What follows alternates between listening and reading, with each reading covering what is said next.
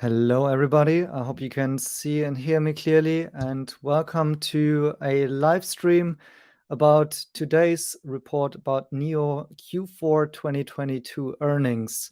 Let me switch the screen here. So I'm going to discuss first the overview and then going through the report, show you a little bit what was my personal estimations, then also what were the real numbers, and also in the end take your questions. And just remember, this is a live stream, so for everyone who's watching that one later after it's been reported, feel free to still leave your comments in the comment section. But anyways, if you want to ask questions, I will answer them towards the end of this live stream, I would say. So usually I don't see them every moment when they come in.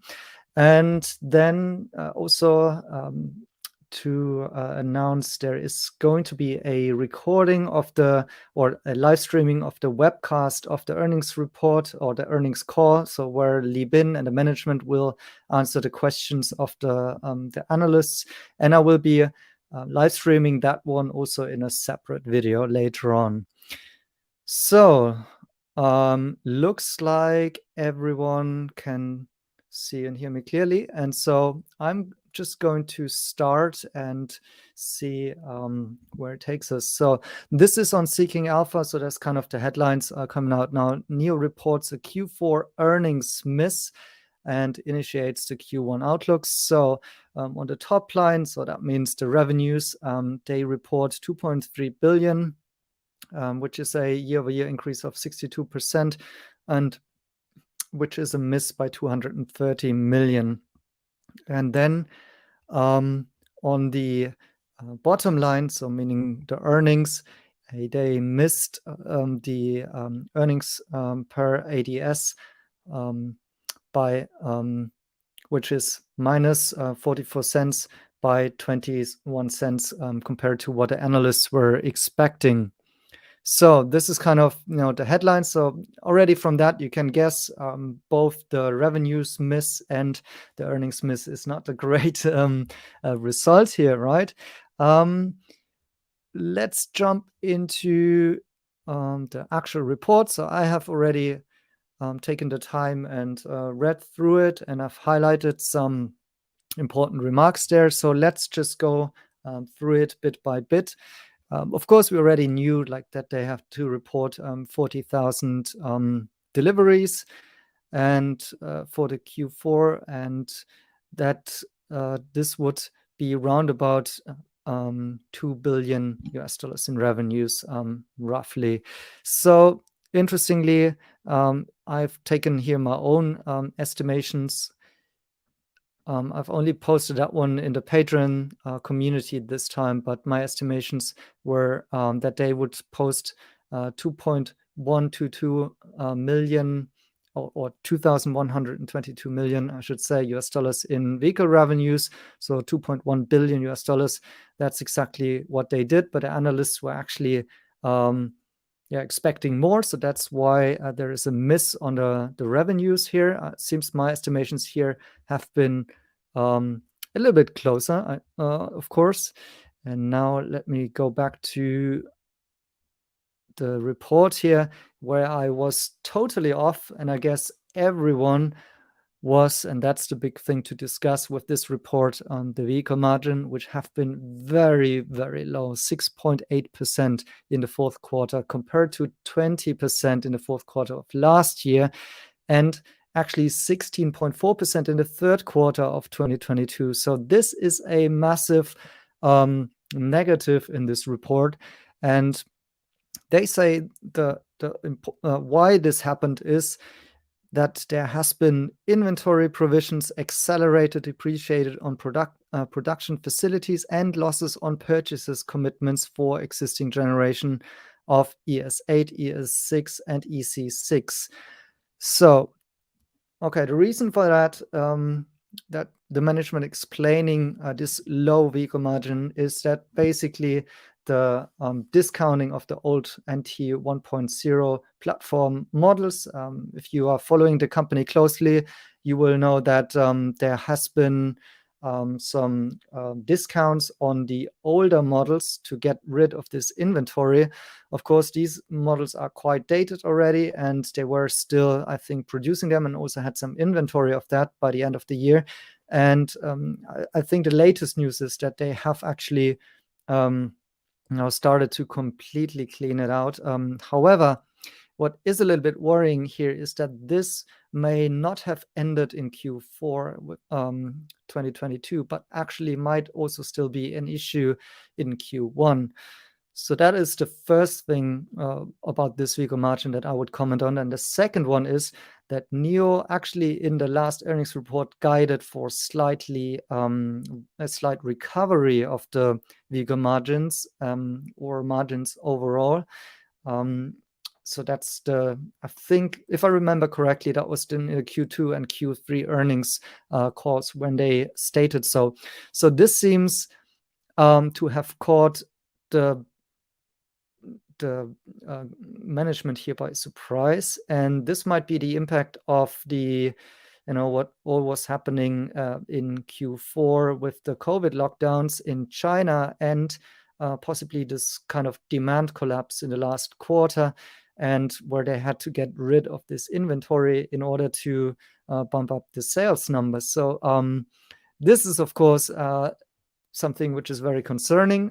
It's not a nice to have. I was personally expecting, if I look into my Excel sheet here, I took the words from the management, said like it's been 16.4% in the quarter before.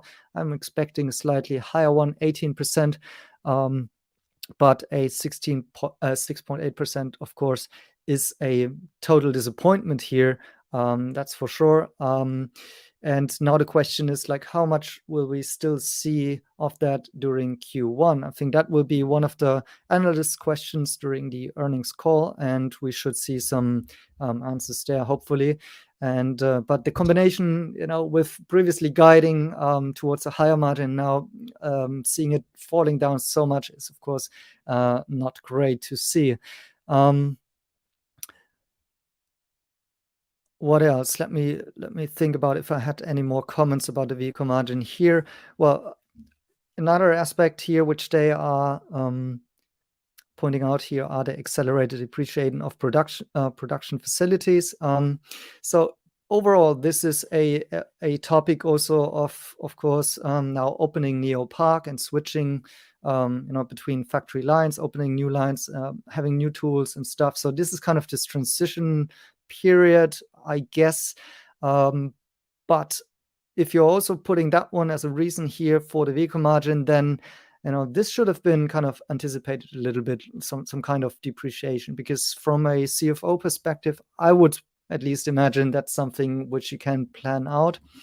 And so, yeah, certainly a miss here, but I would say, kudos here to Wall Street. You could see the weakness in the stock, right? And I think one of the big reasons is the overhang for the stock in terms of there is uncertainty about the real growth numbers going forward. So people are concerned with the Chinese economy still recovering from the COVID lockdowns.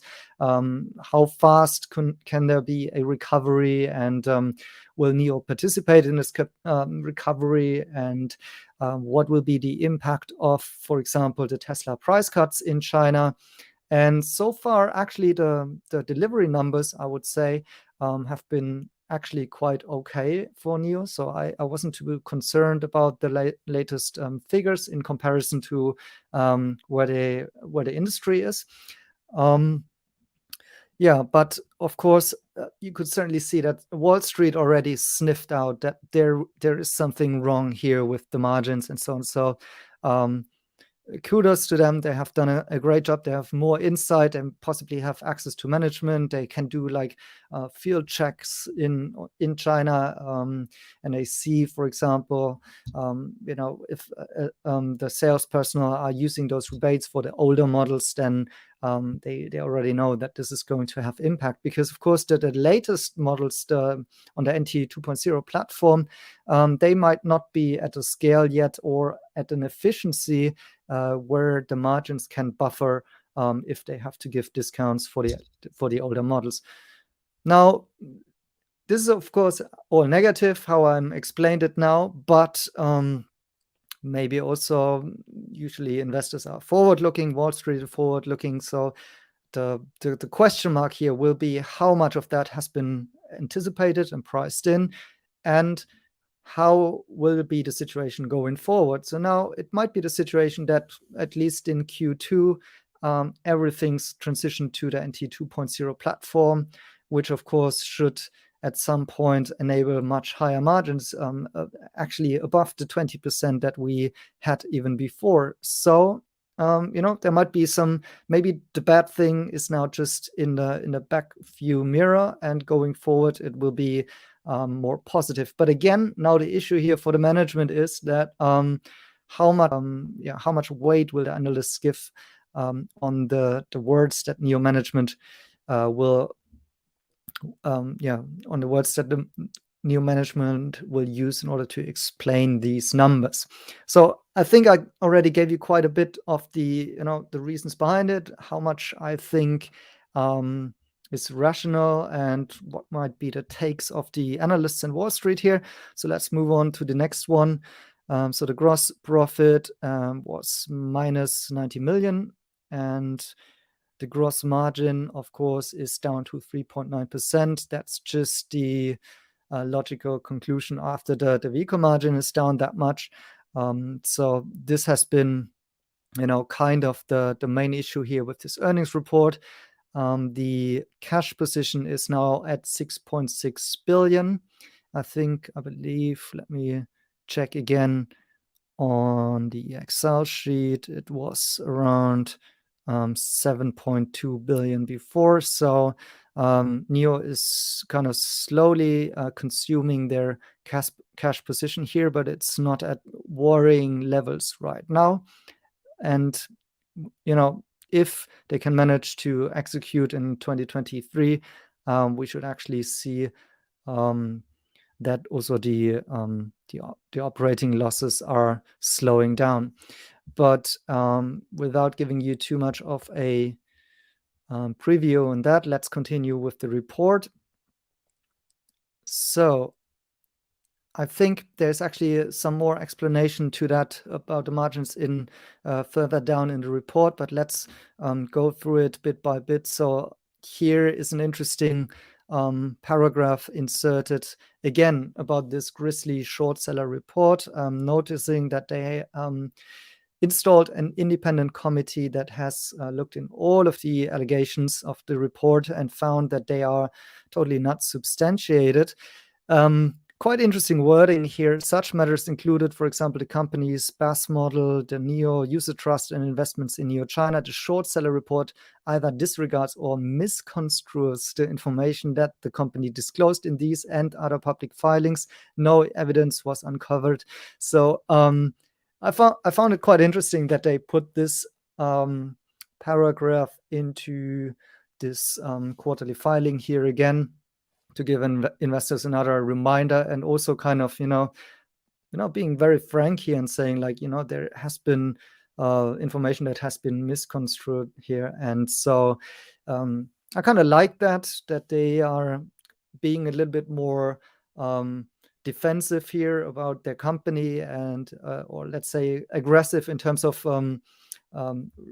dealing with such matters, because what we oftentimes see with Chinese companies is that they are really don't respond well to such PR problems, and such a short seller report, if the allegations are untrue, are certainly an issue. We can see oftentimes that NIO is targeted by public disinformation. I think that's always what I try to bring on this channel, a balanced view, and give some better more broader defined context there. And usually we don't really see Chinese companies doing this fight. So it's good to see, or I was happy at least to read this paragraph in here. I think the rest is almost just, some narration here of that we already know. Let's see, for 2023, we plan to deliver 5 new products based on the NIO NT 2.0 platform. And that's the news we had already some days ago, 1,000 additional power swap stations. So this also gives a little bit of a more aggressive growth outlook here, at least in those CEO, CFO comments. And I'm sure we are going to hear more about it in the earnings call later on, which once again, as a reminder, I will be live streaming as well, with my comments in a separate live stream. So this live stream right now, if you're new to it, if you just tuned in, welcome again. This is a live stream. I will answer your questions later on. Is just about my comments about the NIO earnings report of the that has been just released. I think this is the paragraph where we get even more insights about the explanation for the higher cost of sales and therefore also the reduced margins, which are the main issue of this report. So first of all, higher delivery volumes. Second of all, the inventory provisions and depreciation on product facilities that we talked about already. So this is mainly attributable to the old models that are being phased out using pricing discounts in China in order to get rid of it, of these models. And here's an additional point, higher battery cost per vehicle. So interesting to see that this is still a trend. If we're looking at the actual lithium prices in China, they have come down significantly during the last couple of quarters. And NIO stated before that, if I remember it correctly, for every 100,000 RMB that the prices is falling, they have an improvement of 2% in the margins. So we were kind of hoping, or I personally was kind of hoping that this could already manifest in Q4. That clearly wasn't the case. If they say that higher battery cost per vehicle was still an issue, and certainly those other reasons that I've previously discussed have even overshadowed the margins even more. So what else?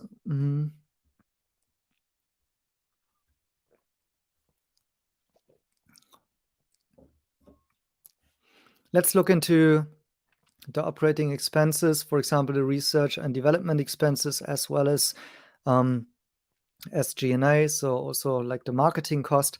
So for research and development, they have now invested 577 million in this quarter, and actually for the full year, 1.5 billion. So this is, I think, 500 million, more or less, more than what they had actually previously planned. So they are investing heavily currently into research and development. That might be because, of course, they are releasing new models and a new platform, and they are working also on the next generation platform. This, in my point of view, is necessary. Although it's, of course, a big burden. But, of course, if you see one of the main strengths, I would say, for NIO right now is that they are very quick in the product cadence. And now, interestingly, I think NIO is, for this year, quite well positioned with their new model lineup, because they have managed to do the transition, well, kind of still in the finalization of doing the transition, right? But I think, from Q2 forward, they will kind of be finally on the NT 2.0 platform. And, that kind of brings them ahead of the game in terms of what they have to offer in the market. Those outdated models will be gone. And then finally, everything, with those two factories produced in collaboration with JAC, the ET5 is ramping quite well, and then hopefully they can better manage also the lines being used for those new models, because that must have been a headache, frankly, with the old generation platforms in the same factory being produced and the newest generation platforms. So that will hopefully bring a little bit more consistency into the production increases of NIO. And then, of course, the next challenge already will be launching the sub-brands, and we'll see how well that goes and when they will announce them. There are plans about actually even a third factory in China, but that is a rumor so far. Right, really dedicated to the lower tier. So that's actually a larger total addressable market for a cheaper model, actually focused on Europe. But anyways, long story short, this is a point in time in NIO's company history where they are heavily investing into R&D in order to stay ahead of the market, and this should hopefully result in a stellar product lineup that they can reap the benefits and fruits later on, especially I would say in 2024 going forward. But already 2023 with the transition to the 2.0 platform should actually bring some improvements there. Then here's another point. They have actually a paragraph here about that they have bought back some convertible senior notes, and this is where they have been spending some money on. So maybe you remember, if you were early in the stock, that NIO had to issue convertible senior notes during the times when they almost went bankrupt, and usually the bondholders can either opt to convert this into shares at some point in time, or the company will just buy back the bonds, or pay back the debt. That's what NIO is doing here, and that has also some implications here. That was one highlight. And then this was actually the business outlook, what I thought might be the most interesting part of this report, because with all the uncertainty right now about the state of the Chinese economy, today we actually had great numbers. There was a record of the PMI, so the Purchase Manager Index in China for manufacturing, beat analyst estimates, and also came in very hot, like the biggest number in a decade almost. So the Chinese economy seems to be on a verge to recovery, even despite maybe the global economy is at the verge of a recession there. And so that was great news to see. But as we have discussed on this channel before, but also Li Bin pointed out in his earnings call before, for like large ticket items like cars or houses, maybe it's taking a little bit more time, like 6 months after the COVID lockdowns, to have a full steam recovery there. So manufacturing is one part of the side, but consumption and also the services industry might be another thing. All right, so these were kind of the highlights that I had here on this report that I marked. And now let me jump into one KPI that I was watching, which is, I think, important to track, which is the SG&A per vehicle sold. So basically, dividing the cost for this contains things like marketing, for example, NIO houses, but also if they are paying influencers, like if they make paid advertisement, but also sales operations and so on. All of this is contained in the SG&A number, and that one was minus 511 million in Q4. And if you are dividing that by the 40,000 cars that they have sold in that quarter, that results in roughly $13,000 being spent per vehicle in order to maintain these sales operations. And that is, frankly, so far in line with the previous quarters. And this is actually, in my point of view, one of the good takeaways here.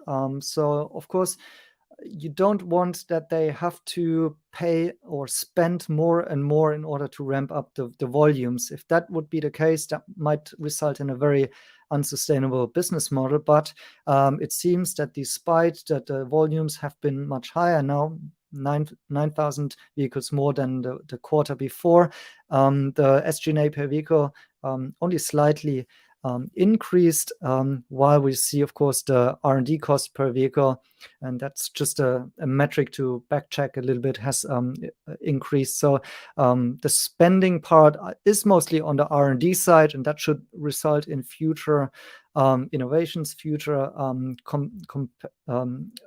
competitive advantages and such. And so this is kind of one of the more positive takeaways here, in my point of view, that they managed to sell the same amount of vehicles with similar sales and marketing operations here. That seems to be healthy so far. And now, of course, the big question will be kind of going forward, what will be the margin recovery and at which point in time. So here you see, for example, these are the analyst estimates. So if you are looking here, that's for the fourth quarter of 2022. They have estimated an EPS of 23 cents, minus 23 cents, and actually that it would come down. So that this loss would be narrowed in the next quarter, in Q1 actually, down to 1.6 or 16 cents, I should say, and then continuously trending actually towards a break even. So the analyst estimations here is that by Q1 2024, they could actually be very close to netting the first quarterly profit. And we'll have to see how the analysts are updating these estimations after the earnings call and this earnings report. So what we would need from the management here is the guidance on what will be the path to recovering those unsustainable and really beaten down vehicle margins that happened during this quarter. So once again, what they said is the issue with the old models. Okay, they should be largely gone now, but might actually still be impacting Q1. But in Q2, there won't be any old models anymore. So that cannot push down margins anymore. And then the second thing would be actually that the lithium prices have come down. So this should also reflect in the vehicle margins. So meaning the margins, they have to improve based on that. And the third news we had was that CATL is offering, I think, was it a 50% discount actually on the lithium price input for vehicle manufacturers or their clients that are procuring more than 80% of the batteries from CATL, and NIO is one of them. So, these are points that they could highlight during the earnings call, in my point of view. And that should, kind of be the forward-looking guideline here that we hopefully are seeing. What else? I think that's towards the analyst estimations here. Do I have anything else to cover here from the Excel sheet? I guess not. As I pointed out before, this missed analysts on both the top line and the bottom line.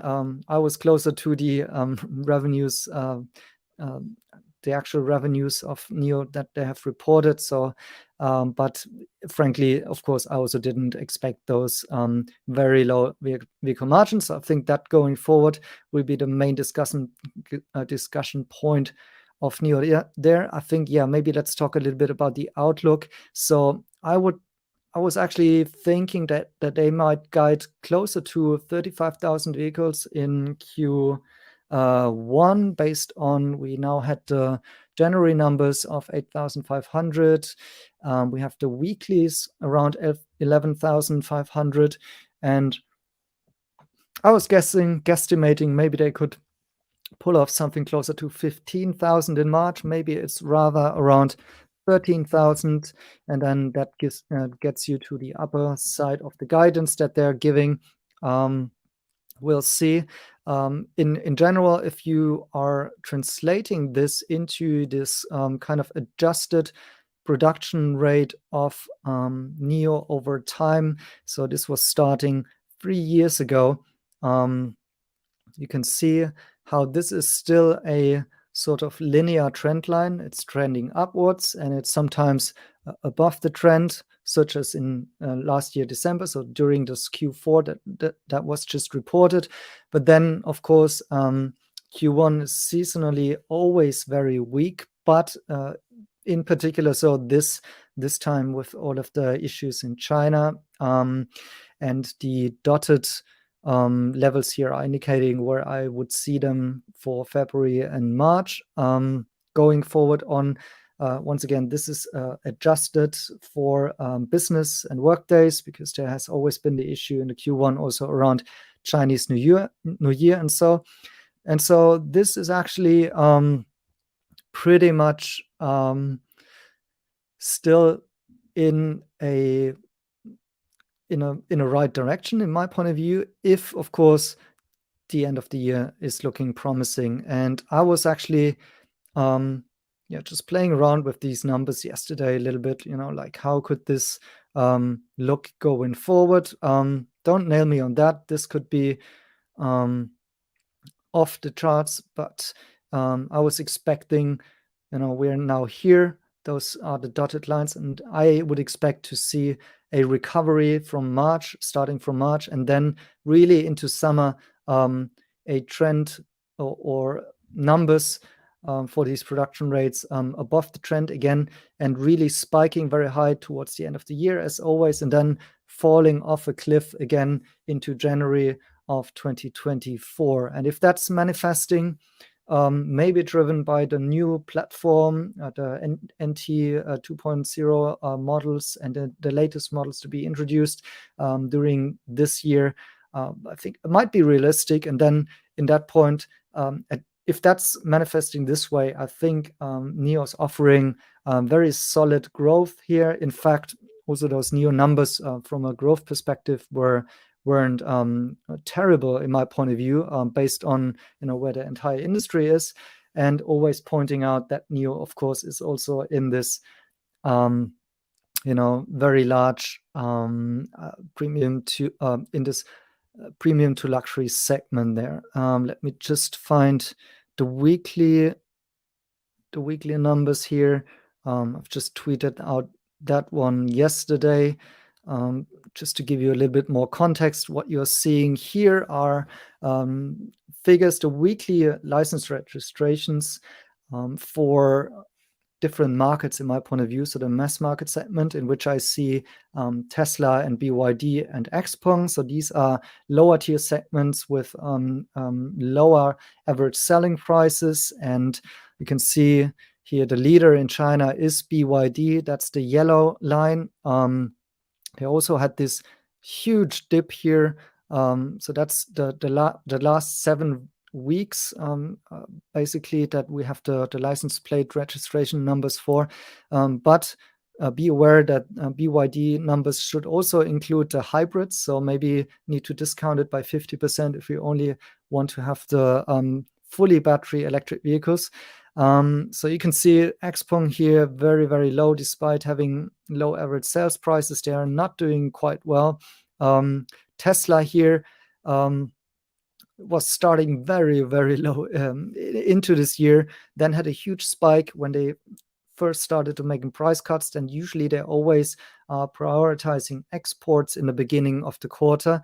And only now, actually, in the last week, we saw a little uptick there again, but it's really not the case so far that the Tesla price cuts have had a large impact, I think, on the overall market. That's at least how I'm reading it, and correct me if you see it differently. But I think Tesla really had to cut the prices in order to fill their order book as well, because they are facing the same issues like the entire industry right now in China, that the demand is really sluggish because of the what happened with the COVID-0 policies, and Q1 being weak in generally in China as well. So basically, they had to do the price cuts.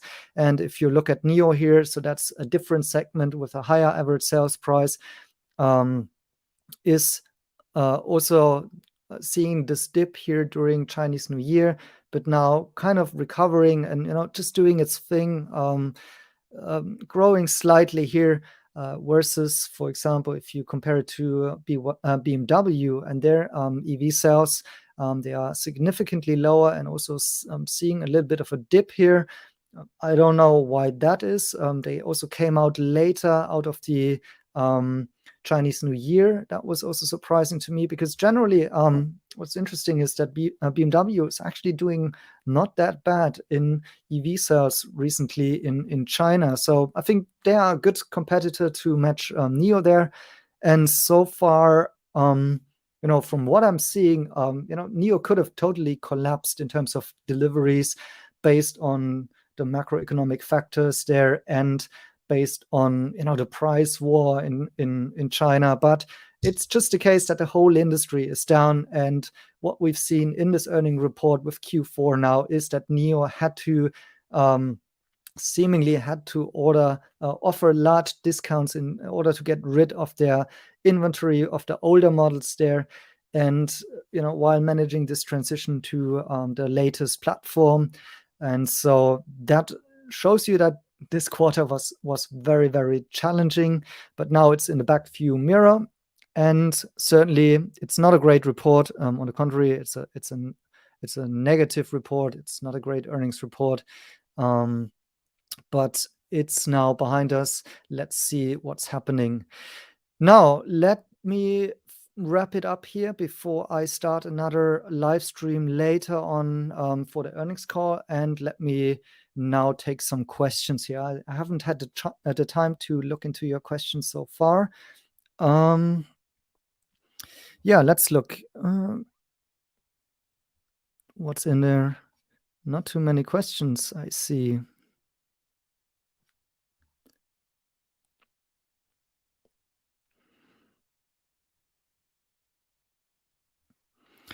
Yeah, here's a comment about Hang Seng up 5%. And yes, it might be that NIO manages to end red on Nasdaq. Who knows? NIO is always very volatile after reporting earnings. So who knows? But as I pointed out, I mean, you could certainly see the weakness over the last few weeks in NIO's stock. And I attributed it mainly to the unknown, how the market will react to the situation in China of the economy maybe not recovering that quickly and how this will impact the really large ticket purchase ticket items like premium to luxury cars. And of course, NIO did not cut prices for their latest models. So, this is why I think Tesla stock recovered very well, because there were the similar concerns about Tesla. I mean, they had, was it a drawdown of minus 60%, right? And that was also certainly because they, the analysts, they saw, and Wall Street saw that the Chinese economy is not doing well. The order books were running low. In fact, Tesla did not have any backlog anymore. And so Tesla stock also collapsed during that time. But what they have done, of course, is to offer really large discounts and, playing their really great positioning now, or their situation that they have very high margins that they can cut down in order to forward it to consumers. And so basically that offered a solution, right? And you take away all of this question marks around the Chinese consumer, because of course, there will be more buyers if you discount the prices that heavily. So this is why Tesla stock did recover and NIO stock did not recover. And frankly, the analysts have been right here about the problems that NIO was facing here. But I also think it's the correct way of dealing with the situation for NIO to not cut the prices only because there is a sluggish economic situation, because for NIO, it's all about, I think, maintaining this high average sales prices positioning. And I think their game plan is over time to introduce cheaper models under another brand. If they would damage their current brand, I think that would be a very short-sighted way of dealing with this margin pressure or market pressure in terms of demand. it seems like, with the recovery seemingly taking place slowly but surely, fingers crossed, that's actually the place that NIO might be able to grow out of this matter here over time, and then finally have a great year by the end of 2023 if everything comes together.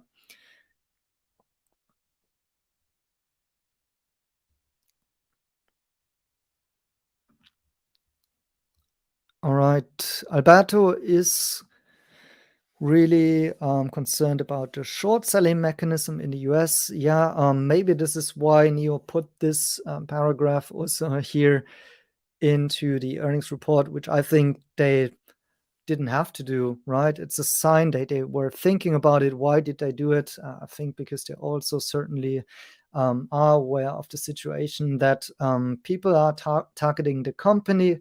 That is, in my point of view, because people do see NIO as a serious competitor, and maybe there are ways of stopping them, without putting on a conspiracy hat here. But certainly, you see such types of attacks if there is also money behind it. So there might be some hedge funds positioned short towards NIO. Of course, NIO at this point in time is a startup, so they're not out of the woods, certainly not, especially not after a report like this. Luckily, they have a good cash cushion still, and the next couple of quarters might ultimately see the narrowing of the losses here.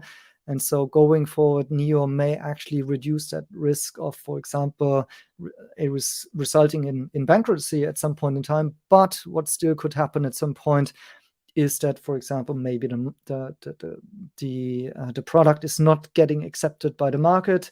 There are not enough buyers for it. NIO doesn't manage to break even.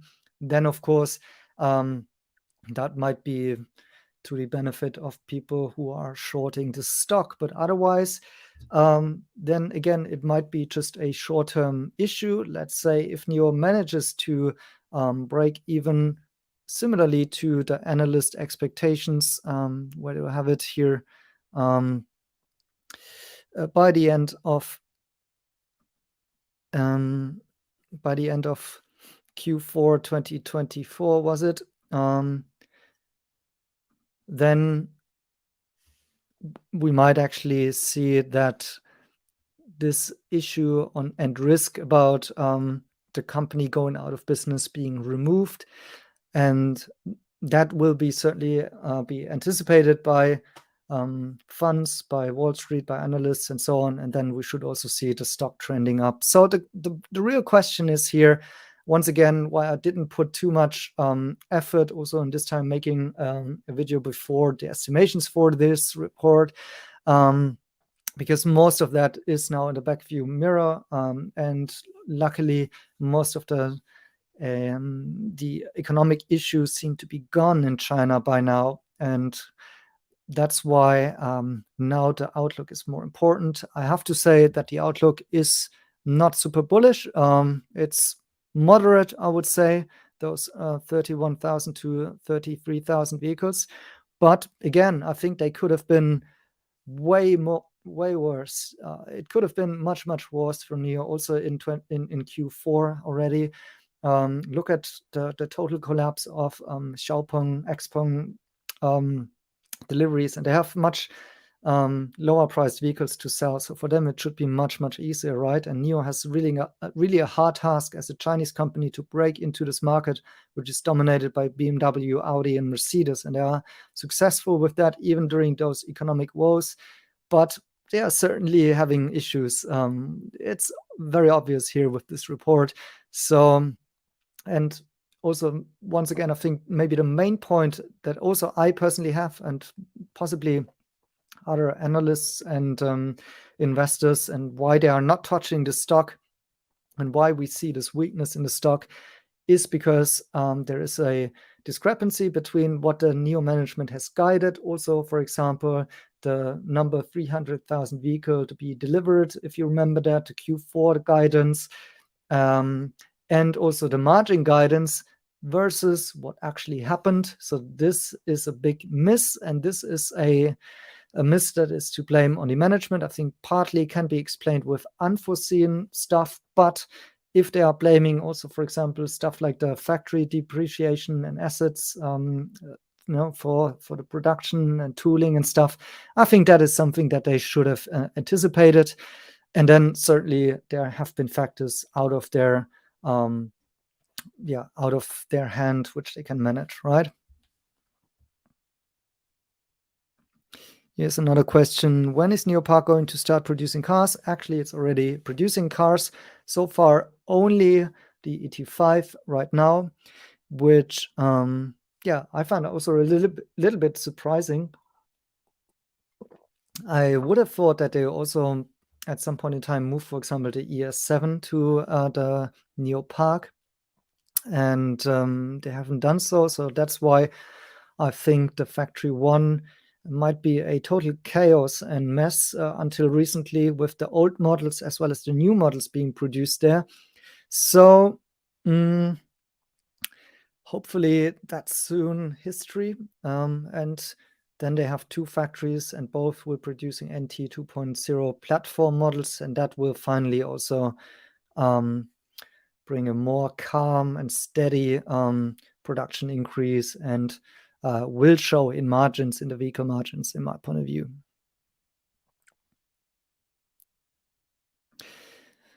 Yep, Andrea, this is also my takeaway. It looks like they're guiding for 12K deliveries in March. I was kind of thinking about maybe 15K are possible, but yep, seems to be more on the conservative side there. Maybe they get back, hopefully, to guiding conservatively and then beating the guidance. That would be great. Let's see, what's the time? 12:35. I need to see when is actually the webcast, which I have to stream in a second.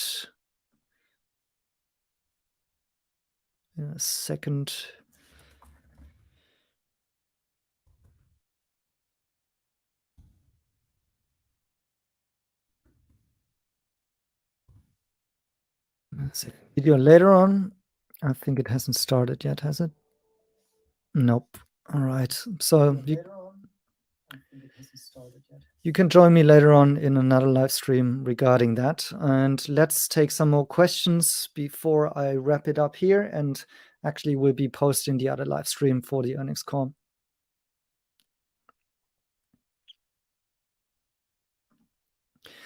All right, here's a question around the initial sales in Europe and whether or not I've got first-hand feedback. Well, I'm now one of the owners, the lucky owners of an ET7 here in Germany. And I get the question often about Europe because I think there is a website tracking, for example, NIO and Swedish sales. And there's also reports about the sales numbers or the registration numbers of the Kraftfahrtbundesamt, so in Germany. And I personally, I've stopped paying too much attention on the Norwegian sales, for example, currently, because they are just making up just a very tiny amount of the overall sales still. So China is super, super important right now. What did happen actually is there was yesterday a report. I posted that one here in our Patreon community. By the way, feel free to support this channel and become part of our Patreon. This is where we discuss topics on a daily basis, and I'm also available for an all members chat. And this one I posted, I think a day ago or so, was about the NIO ES8 scoring the second place in Norway in a survey about 37 EVs, ranked EVs in Norway. And Norway, of course, is the most refined EV market in the world, I should say. And they have ranked 37 models by. The question number one was,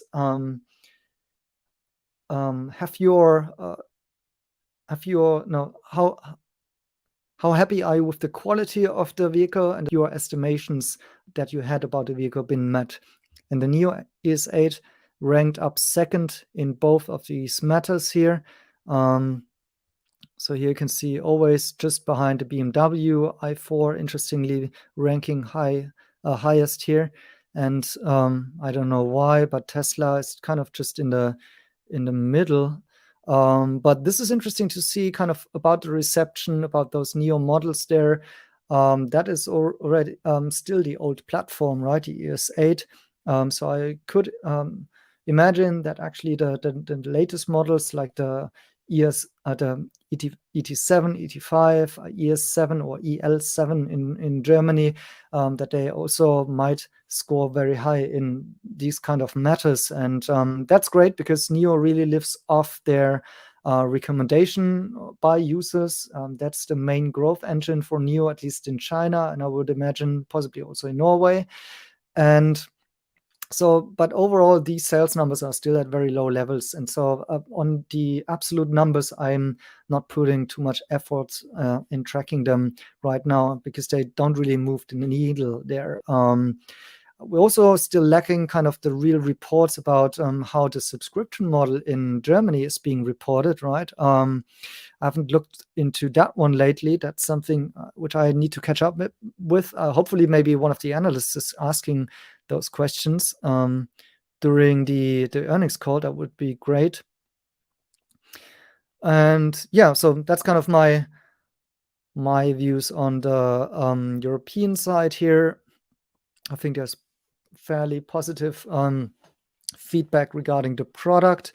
However, I think it's really early stages in terms of the company setup when it comes to sales and marketing in Europe. So hopefully they can really improve on that one. Here's another comment. Let's be patient and focus on the long-term view. Blue sky will come. Yeah, I like that. Of course, the investor, investor sentiment is terrible right now. Yesterday, I've made maybe a little bit of a reference. It was just a tweet about Tesla, but maybe it applies to NIO in a way. Just give you a little bit of a context here. Between 2014 and 2019, Tesla basically moved sideways. That's around 2,000 days without any major gains for shareholders. So basically, you could have bought it during that time for almost the same price and not make major gains. And then here, that was in summer of 2017, the first production Model 3 was delivered, which is, of course, Tesla's big success case. And what happened? Well, the stock dropped 50% into 2019. And so how many investors would have really held onto their stock from 2014 till 2019 until Tesla really started to move up, right? So after the Model 3 launch, it took almost still 2 years until the stock moved. And that's why, unfortunately, it sometimes needs patience, and not many investors have that kind of patience and conviction. I certainly see also the big issues with NIO, with China, and all the question marks. There are always doubt about companies that are not profitable yet and that are facing huge issues, macroeconomic issues, political issues, and so on. And so it's nowhere certain that NIO can succeed. They need to become a profitable company. Otherwise, the stock will not be showing those kind of traction similar to maybe Tesla stock in the future. But there certainly is a case for that, I would say. And once again, there's right now lots of naysayers and doubters about NIO because, for example, what they are spending for sales and marketing and stuff. But I've shown here also during this live stream that it's actually still kind of in balance if you watch, for example, the SG&A spend per vehicle. So this shows me that there is a healthy way of breaking even at some point in time if they manage. Tesla also Tesla had a worse financial position actually than NIO at the same point in time back then. And they were spending similar amounts of money, even more than that, actually, during the same time, because Tesla, of course, has to invest in their own factories. NIO doesn't have to do that. but they're spending it elsewhere into marketing, for example, and also operations like battery swap stations. I do see a business case in battery swap stations, but of course that needs some time to play out. But it is certainly within or with risks whether or not this can actually be successful, right? So these are all of the question marks around NIO, and that those kind of earnings reports are certainly showing where the company is currently at. Right, let me see if there is more questions or interesting things to talk about before I'll wrap this up maybe in 5 minutes. Then it's 1 hour into this live stream.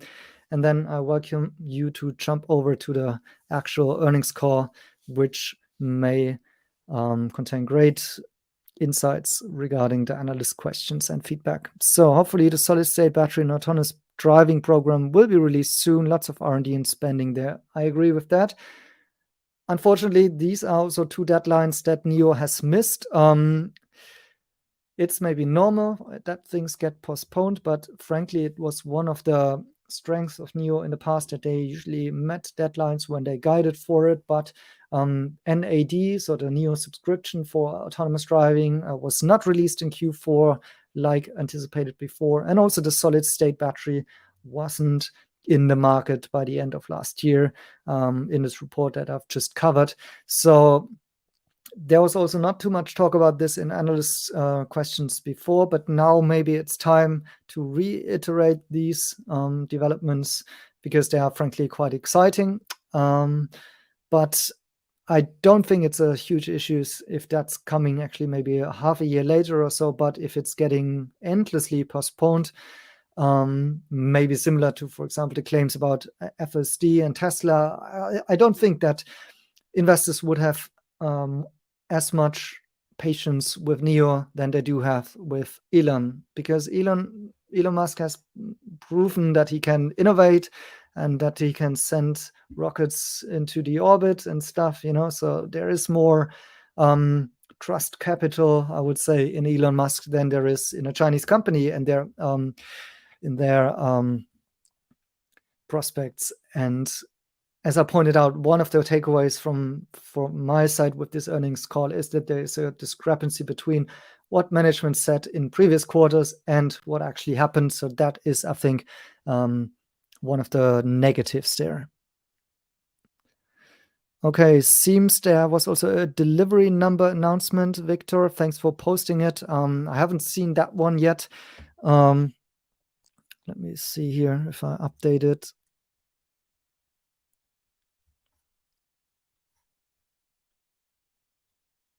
No, I haven't seen a new earnings, delivery report. I don't know.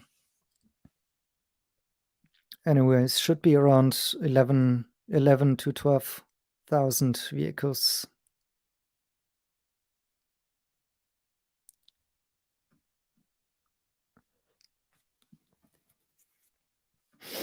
All right, here's a question. Maybe that's the last question that I'll be taking here before hopping over to the earnings call live stream. Do you think they should stop making new models for the next 2 years and just focus on all energies in ramping volume of existing models? Is not to learning to be taken from Tesla's success? No, frankly, I don't think so. I don't see NIO following in the exact paths as Tesla does. NIO is a very Chinese company, and Tesla is clearly not a Chinese company. And I think, frankly, that's also one of the negatives for Tesla. Today, we'll see with the Investors Day whether or not they have something to announce for example, an upgrade to the Model 3 and Model Y, or even a new China model. But I think one of the issues that Tesla currently has is that they don't have a up-to-date model lineup in China, and the Chinese consumers are very spoiled and they always want the latest tech.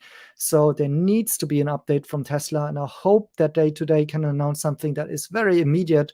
I read something this morning that this might actually only happen in September or 2024, and I think that might really be a little bit late considering the market. And I actually like that NIO is different there. They have a very fast products cadence and they bring new models to the market. That's exactly what the Chinese consumer really likes and wants. However, there are issues about the way how NIO is doing that. For example, I've criticized before that there is too much of a time gap between the announcement of the models and the actual delivery of the models, something that, for example, Li Auto is doing very, very well. They announce a new model, and then next day you can book it and get it delivered. So that is creating all sorts of difficulties for China right now, for NIO right now. And frankly, I think the situation may get better as soon as finally all of those new models are on the latest platform. And then this is when I expect more continuity and also, less of these, issues in between switching and releasing new models.